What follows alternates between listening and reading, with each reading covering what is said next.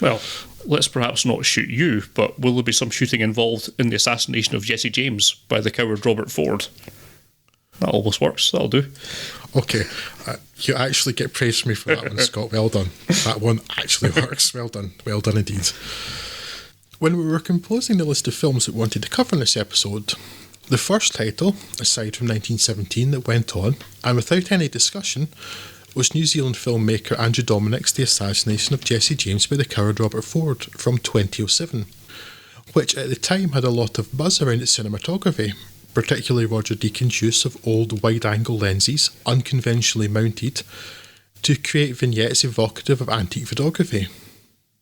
Beyond looking good though, I think we had all remembered that the film itself was underwhelming. The title clearly gives a pretty solid idea of the story the film tells, but the assassination itself is a very minor part. It covers a few months from 1881 to 1882, in which the legendary James gang, now consisting only of Jesse James, Brad Pitt, and his brother Frank, Sam Shepard, and a handful of latecomers, commits one final train robbery in Missouri. After this, the gang disperses and tries to keep away from the law and from an increasingly paranoid Jesse.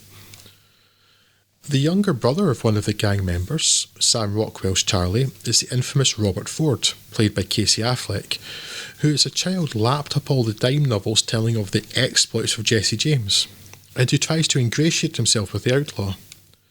A realisation of the truth, and the fact that he killed James's cousin, will put Ford in a position where it's kill or be killed. In the aftermath, since he only killed one man instead of dozens, Ford will find himself vilified rather than lionised. It's a disappointing thing indeed to find that the film I was most looking forward to revisiting is in fact the worst.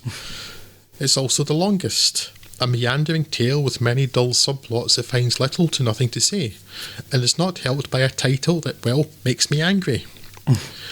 Though the title is that of the 1983 book upon which it is based, it really rubs me the wrong way, immediately suggesting that James's death was somehow a tragedy, and that his killer is the true villain. Now, I don't know how widespread this is in the rest of the world, but it's a curious thing that in two countries of the English-speaking world, the United States and Australia, there is a particular reverence for outlaws. That somehow there is something romantic and appealing about these men. It is fitting indeed that Nick Cave, also one of the film's composers, pops up near the end to sing a ballad lamenting James's death, given his countrymen's fascination with Ned Kelly. Jesse James, like Kelly, was a murderous thug, as well as a probable war criminal, and I'm not going to accept a film trying to persuade me otherwise. That said, I am open to a film trying to demonstrate why people would be drawn to a character like James, but here, as in most aspects, the film fails. James is played by a miscast Brad Pitt, too tall, too old, conspicuously lacking, at least in this role, the sort of charisma that it seems to me James must have had. There is no charm nor swagger that would keep his fellows in thrall, nor is the character shown to have any of the capriciousness or barely concealed menace that, for instance, Tommy has in Goodfellas. Oh, we're told that he does, numerous times, but we're never shown it. Which brings us on to the film's greatest flaw, the narration. I've made my general distaste for narration in film clear a number of times, though by no means is it a blanket aversion. I actually really like it in another Deakins shot film, The Shawshank Redemption. It can be fitting at times, depending on the style and story structure of course. But in Assassination it is a textbook demonstration of the wrongs of tell, don't show. How much this owes to the book I don't know, but it seems that writer-director Dominik's intention was to make this have something of the flavour of a Ken Burns documentary, with a regular voiceover explaining where James and a member of the gangs were and had been, and often what they were thinking. Towards the end we are even told what Jesse James' looks meant.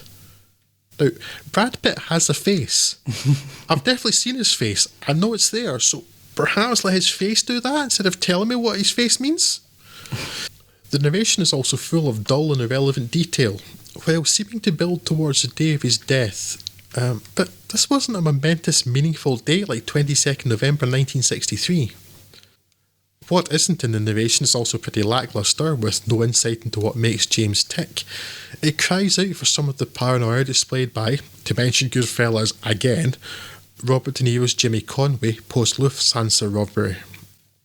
The Assassination of Jesse James by the coward Robert Ford does have one performance I actually like, which is Casey Affleck's mumbly, slightly creepy turn as Bob Ford, even though he too is a decade too old for the role.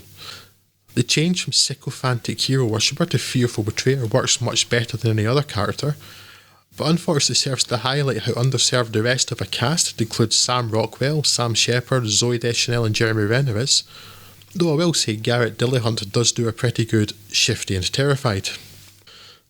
This is a film I watched last for this episode, and well, I think by that point I had come to take Deakins' brilliance for granted, as I didn't feel quite so impressed by the photography as I felt I should be. There are, though, a few undeniably standout moments, including his incredible lighting of a nighttime train robbery, illuminated largely just by handheld lanterns and a massive light in the front of the locomotive.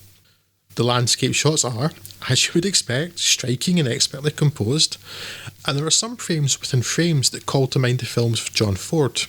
But the lesson I take from this is that even the most fantastic imagery can't make up for films so lacking otherwise.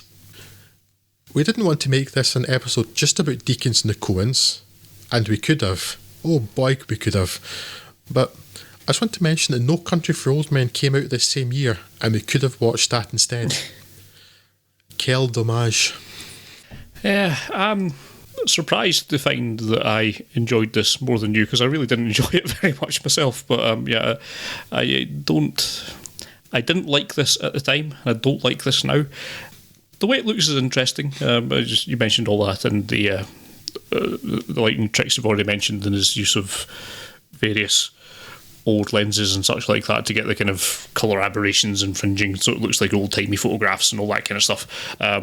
It's technically impressive in most of its aspects of production, and all the set design and the costume and all that stuff. It's a well put together film. I actually don't mind most of the performances as much as you do. However, I just can't bring myself to care all that much about all of them. For me, there's a 5-minute stretch where it looks like it's going to become an interesting film, and I really want a film that was based more upon what happened after the assassination, where Jesse James kind of, the public attitudes of that morphing him into a Robin Hood character kind of almost sort of deal, and how that affected Robert Ford's character and his ones.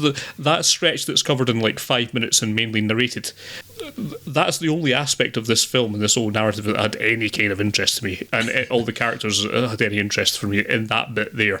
That and the kind of almost degeneration of Sam Rockwell's character is almost becoming Jesse James as part of that show that he's doing. There's interesting parts there. That was the bit that I really liked. But unfortunately, that's 5 minutes out of a 4.5-hour film. And we're told all too. Yeah. They're not showing any of that. You're told it. That's really irritated me about this film. Yes. And the rest of it, I'm afraid I'm just not on board with. I don't think these outlaws are particularly interesting, and none of their little relationships and interpersonal quibbles really grabbed me in any particular way, and it just felt like a bit of a slog to get through. I just couldn't really bring myself to give much of a toss about any of it. I can see that it should, in theory, be an interesting relationship between Brad Pitt and Casey Affleck, the two characters, and how they kind of how it goes from being idolised to actually killing him in the end. I can see how on paper that could be an interesting angle to take and to look at, but it just turns out that I didn't really care about it, which is unfortunate because it's 90% of the film. So such is life. Yeah, but it's largely where I am as well. And I quite like Brad Pitt. I don't think he's the best at it, but I do quite like him, and I've certainly seen him in plenty of films I've enjoyed him, so I suspect he's capable of more. Yeah. So, and the fact that everybody in this film is so flat makes you think it's an issue either with the script or with the direction, and the same person is responsible for both. But yeah, there's no... first of all, you need to explain why people kind of flock to Jesse James. It either has to be charisma or charm. Yeah. charisma, charm, or fear. And there's none of that demonstrated here. And yet, even if it had been, even if Brad Pitt had felt like some sort of powerful character in this film, there's actually so little time spent with the actual gang that it wouldn't matter. And even if there was more time, again, it's really why I mentioned the two characters from Goodfellas, because in that film, you see how it starts to fall apart, that Robert De Niro starts distrusting the people around him, and also thinking, well, as well as they might turn me in, I want all this money for myself. And he starts knocking people off after Lufthansa heist. And when you've got somebody like Tommy who is always just slightly dangerous, or obviously a very different character, very different film, but the kind of the personality and charisma of Forrest Whitaker's Idi Amin in The Last King of Scotland, and the way you can like that, like turn, like Jesse James for this film to work needs to be like that. And he's a sort of like reasonably friendly family man for the most part. And like, so I absolutely don't buy it when he's suddenly supposed to be wanting to murder people. And then again, also, the actual real Jesse James, tremendously terrible person, but I would accept this film he's trying to explain why people liked him. Or like you suggesting the focus be on how he became so mythologized afterwards, although clearly with the fact that all those dime novels existed, before, it was fairly well mythologized before that. So there's like so many things that could be interesting, and this film does none of them. Although I think more than anything, I was getting really irritated by the narration by the end, because it was just half of it was not interesting or important, and the other half was like telling me stuff that the film ought to have been doing through its acting and its direction. And it's so I find this like this considerably less than I remember liking it before. And I've not seen the only other film that Andrew Dominik's done that I've seen was Killing Them Softly, which was another film that was very well received in general, and I hated. Yes, I hated it. So I remember watched that and thinking, wow, this is terrible. But I keep Chopper has been on a list of things to watch for a good long time, but I'm now trepidatious about actually going and watching it now on the basis of his previous stuff. Another film I've owned for years. I'm not sure if I've watched it or not actually, but yes, I'm not looking forward to that, having remembered how bad this is, and I've never forget how bad Killing Him Softly was.